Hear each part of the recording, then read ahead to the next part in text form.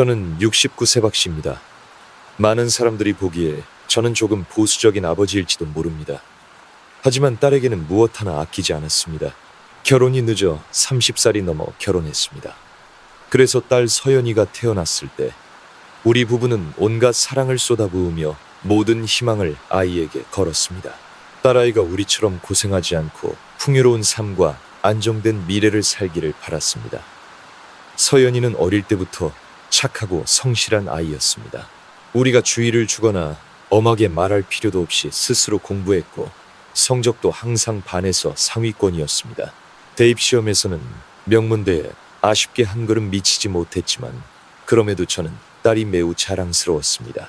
서연이는 월등히 머리가 좋은 아이는 아니었지만 그 대신 남다른 강한 의지와 인내력을 가지고 있었습니다. 졸업 후 저는 서연이가 고향에서 공무원 시험을 보기를 바랐습니다.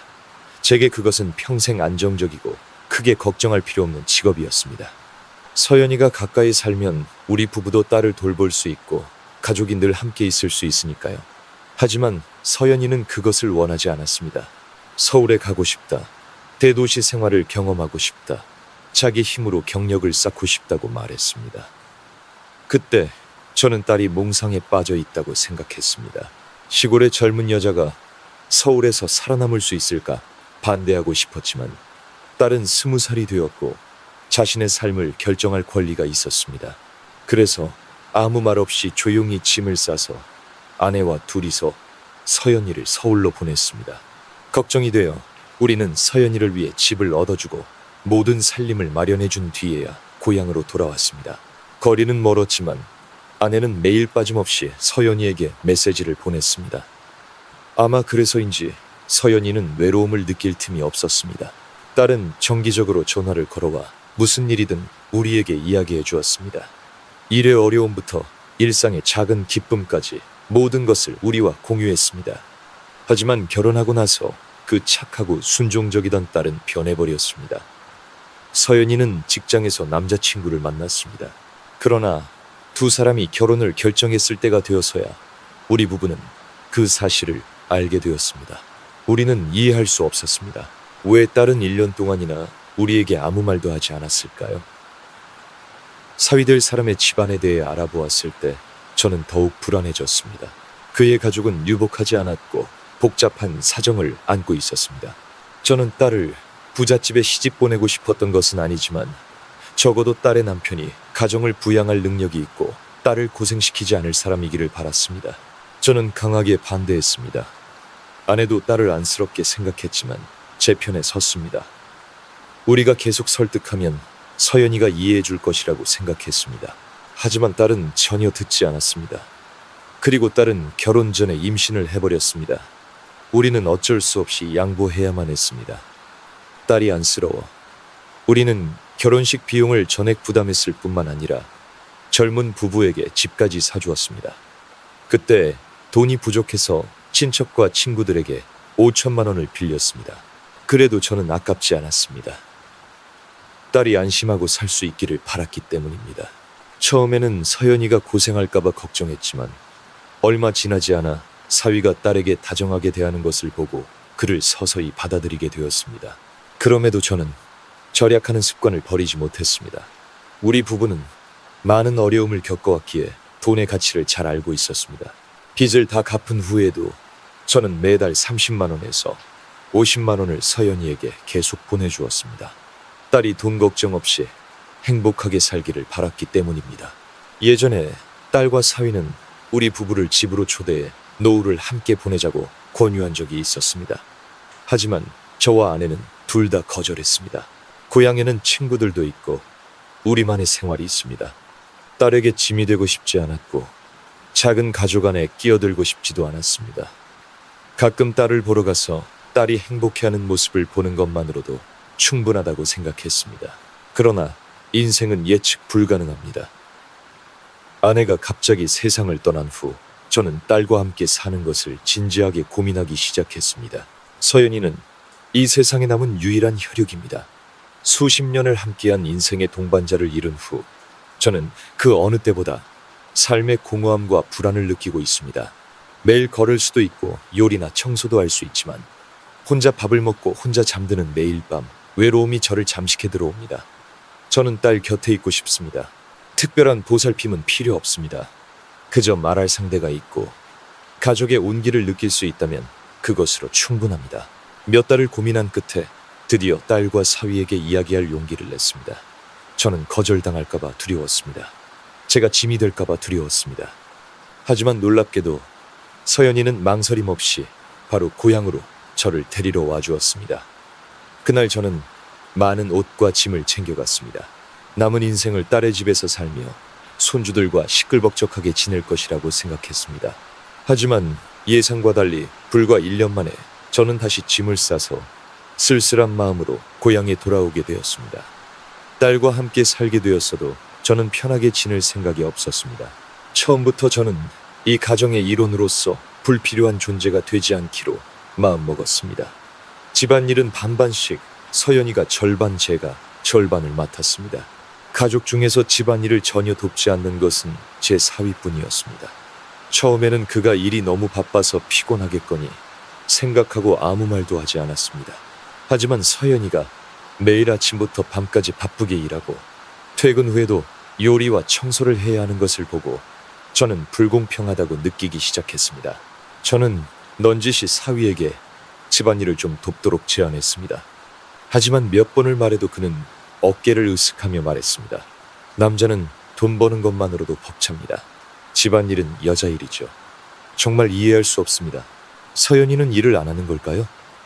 딸이 그와 똑같이 열심히 일하고 있지 않습니까? 만약 둘 다 일한다면 왜 서연이만 집안일 전부를 책임져야 하는 걸까요? 저는 몇 번이고 사위와 이야기하려 했지만 소용없었습니다. 그는 제게 직접적으로 반대하거나 반응하지 않았습니다. 하지만 그의 태도는 점점 더 차가워졌습니다. 설상가상으로 그는 서연이에게 화풀이를 하기 시작했습니다. 제가 없다고 생각했는지 그는 딸을 몰래 사소한 일로 꾸짖었습니다. 만약 우연히 듣지 못했다면 저는 딸이 평온한 생활을 하고 있다고 믿었을 겁니다.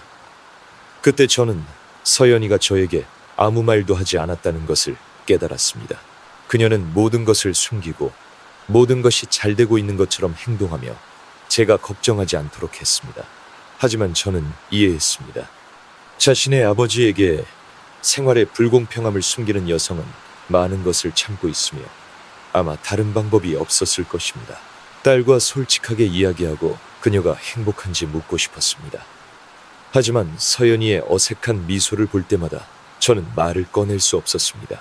만약 제가 물으면 그녀는 저를 안심시키기 위해 거짓말을 해야 할까봐 두려웠습니다. 그래서 저는 침묵했습니다. 하지만 제 마음속에는 불안감이 싹트기 시작했습니다. 시간이 흐르자 사위는 자신의 불쾌감을 숨기지 않았습니다. 처음에는 애둘러 말했지만 점차 그는 제 앞에서 공공연하게 서연이의 단점을 지적하기 시작했습니다.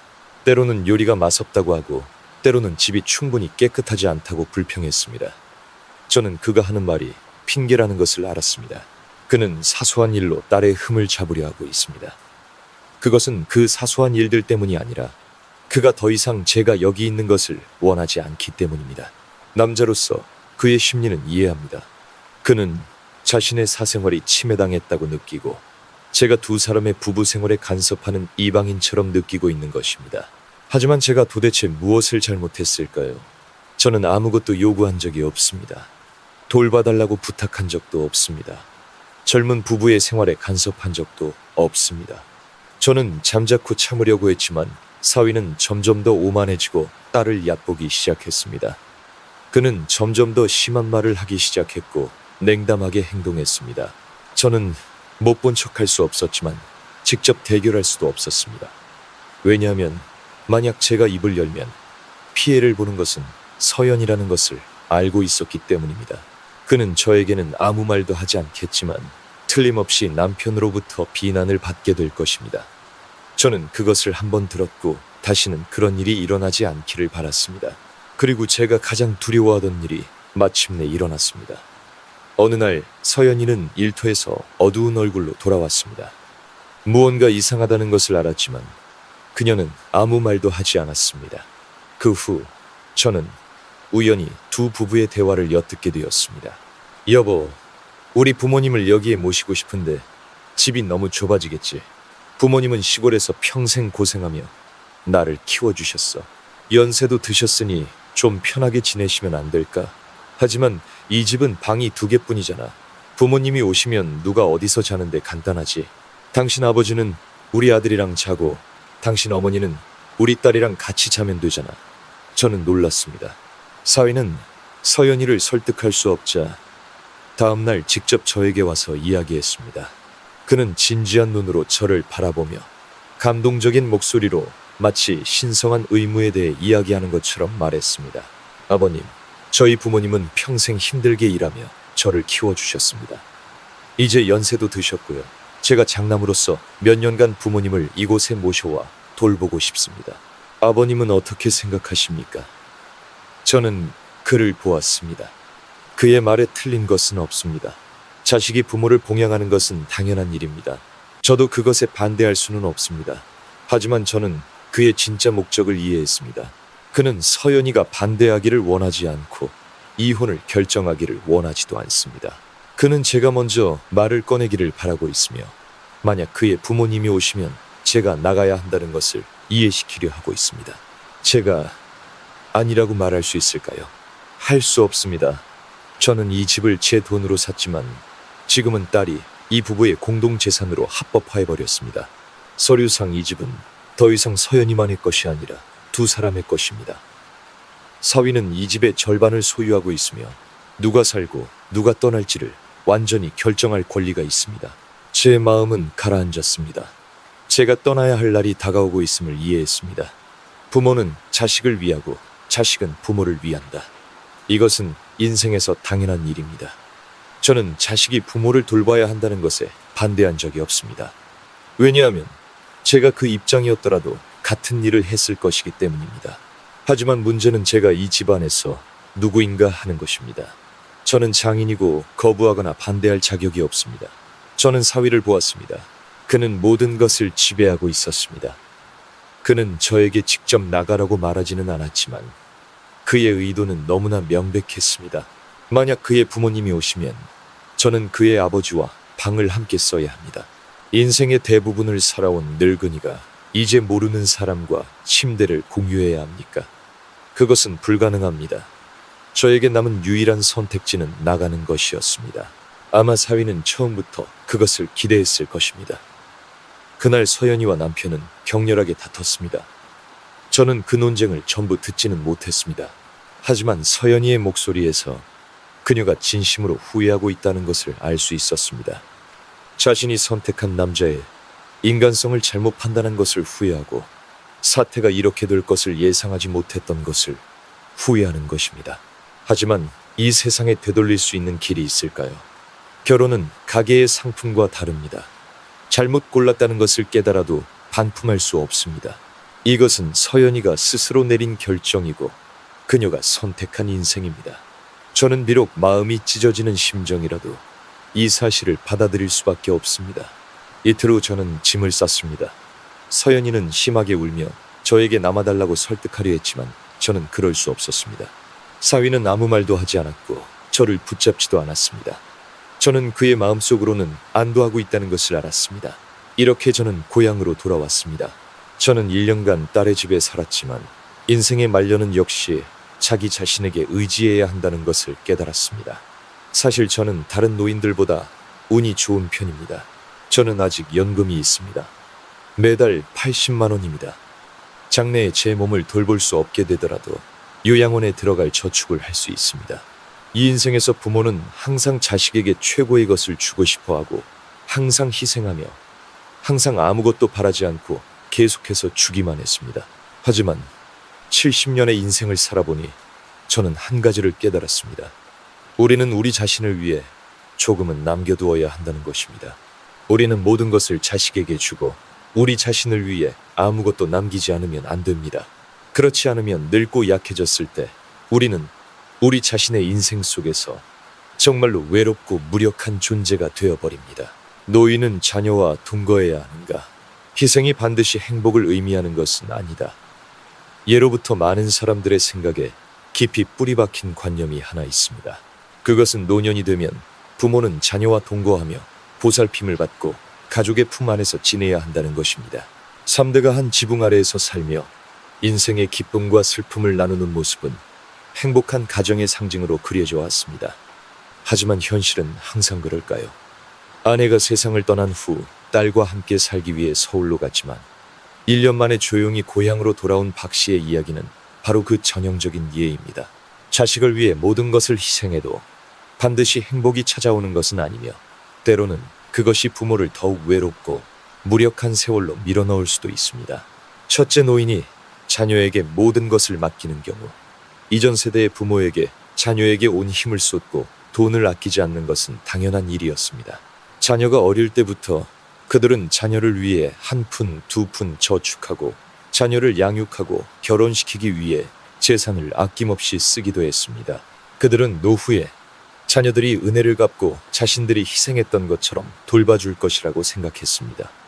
하지만 현대 사회는 많은 것을 바꾸었습니다. 실제로 많은 노부모는 자녀에게 모든 것을 주었지만 정작 자신들이 기댈 곳이 필요할 때 의지할 곳이 없는 상황에 직면하고 있습니다. 박 씨는 딸을 위해 모든 것을 바쳤습니다. 딸이 결혼할 때 집을 사주고 계속해서 경제적 지원을 했으며 아내를 잃은 후에도 망설임 없이 자신의 삶을 버리고 딸과 동거했습니다. 하지만 1년 후 그는 떠나야만 했습니다. 딸에게 애정이 없어서가 아니라 그의 존재가 그 작은 가정에 더 이상 맞지 않게 되었기 때문입니다. 무슨 일이 일어난 걸까요? 문제는 여기에 있습니다. 부모는 모든 것을 주고 자기 자신을 위해 조금도 남겨두지 않았던 것입니다. 둘째, 3대 동거 사랑이 압박이 될 때 대부분의 자녀는 부모를 사랑하지만 사랑이 같은 지붕 아래에서 살 수 있다는 것을 의미하지는 않습니다. 노인이 자녀와 동거하면 많은 문제가 발생합니다. 세대 차이, 노인은 식습관이나 생활 습관부터 인생관까지 젊은 세대와는 다른 생활 방식을 가지고 있습니다. 정리정돈하고 절약하는 데 익숙한 아버지는 낭비벽이 있고 책임감 없는 사위를 받아들이기 어려울 것입니다. 집안일에 익숙한 어머니는 며느리가 자신의 기대만큼 집안일을 해내지 못한다고 느낄 수 있습니다. 이러한 차이는 처음에는 사소하지만 점차 마찰로 발전합니다. 경제적 압박과 책임, 젊은 부부는 일, 자녀 생활비 등 많은 것을 걱정합니다. 노부모가 동거하면 그 부담은 더욱 커집니다. 특히 부모에게 별도의 수입이 없는 경우 자녀들은 더 많은 비용을 부담해야 하므로 스트레스로 이어지기 쉽습니다.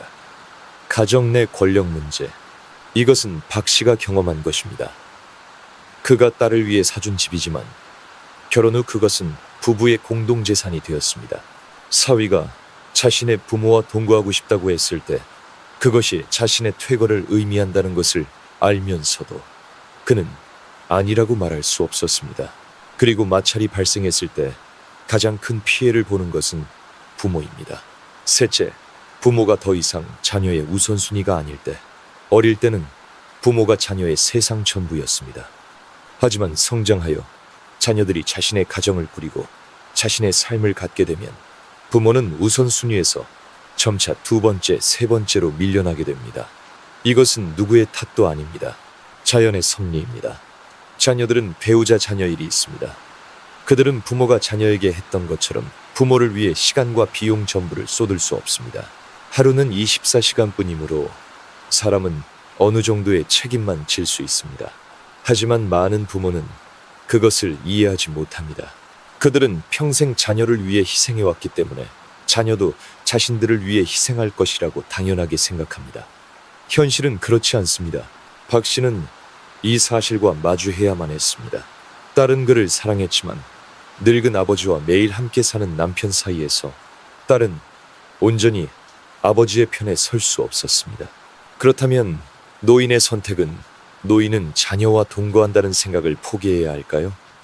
꼭 그렇지는 않습니다.